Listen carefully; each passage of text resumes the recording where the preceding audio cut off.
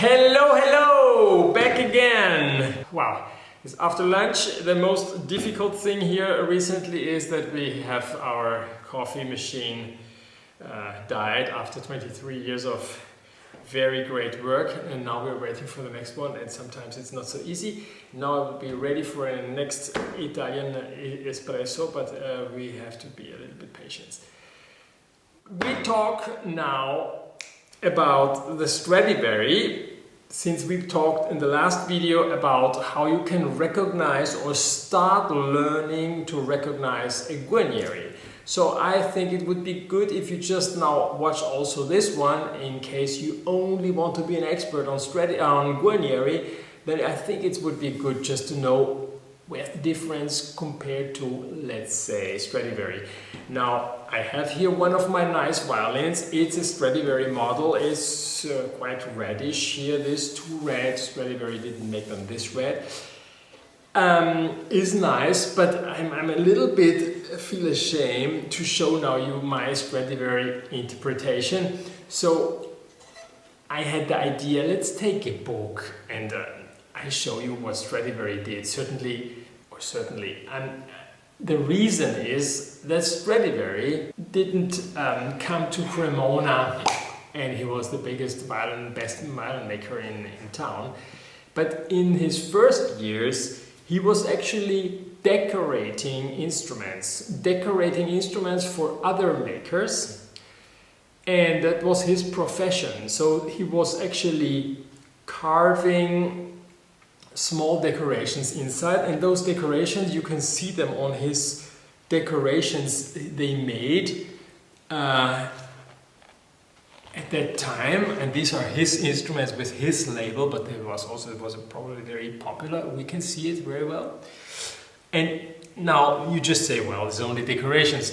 Believe me, I made a Hellier more than once, and it's very nice to do it. You really feel a little bit how he has felt at that time, and you realize how high his mastery and his craftsmanship was, just to make these tiny flowers, for instance. This decoration, which was carved in and then with ebony powder and hot glue filled up, brought again to the same level, and they did it on the scroll, on the ribs, and along the corners here, for instance, you see how they did a double purfling. So put it in all these ivory or bones and things like this.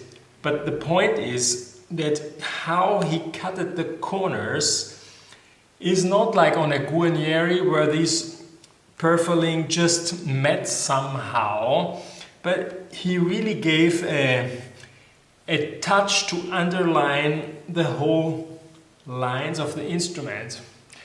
I wouldn't now say that this makes now the sound of an instrument, the whole outline of an instrument, but certainly the ability to be able to do something like this, like Stradivari did on his instruments,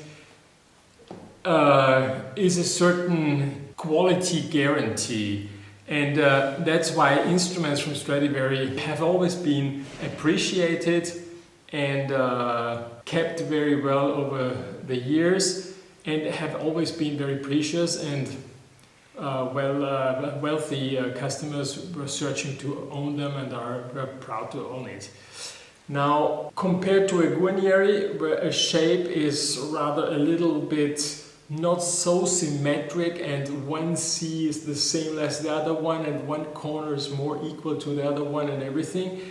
Guarnieri didn't take care about that, but definitely you could see was focusing on something different. Stradivari tried to make the perfection, something which we nowadays, in time of computer and graphic design, and everything is brought already to a certain level that we're used to it. But at that time they didn't have a scanner, they didn't have computers, they had to draw everything by hand, being able to do with your hand something as perfect was actually the maximum you could imagine. Was like the perfection of a craftsman, and that was certainly very high appreciated and had a different value than nowadays. Nowadays, if you would go and make now a super symmetric instrument, probably something said, hey, what is it? Is it made by a machine, or is it made with a CNC router or something like this? So nowadays, it's more appreciated to make something more individual and not symmetric, and gives more the touch of being outstanding and unique. And on the other hand, certainly Stradivaris are high priced because of in 1600 something or 1700 something, those instruments were made so perfect. So the perfection of a Stradivari is actually all over the instruments, certainly, but of course because of the outline, the purfling, the gauche here, the fluting, and how it arrived to the corners, and nothing was just because it happened to be like this, but it was just, you could tell me that I'm making it, and I can tell you something like this doesn't pop out like that. You have to cool down and focus on what you're doing, and also thinking about what you're doing.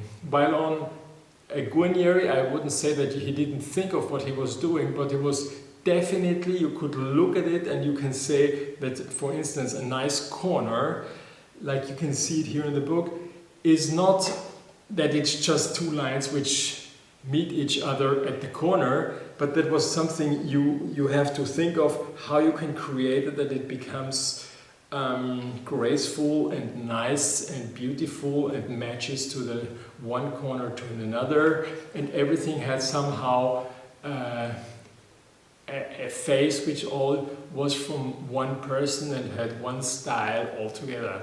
And that's actually, when you look at the Stradivari and you think it's all very perfect, then you see, wow, okay, there was somebody, this is not just by chance. This is something somebody was slowing down and trying to do the best he could do. And that's actually the best description for Stradivari.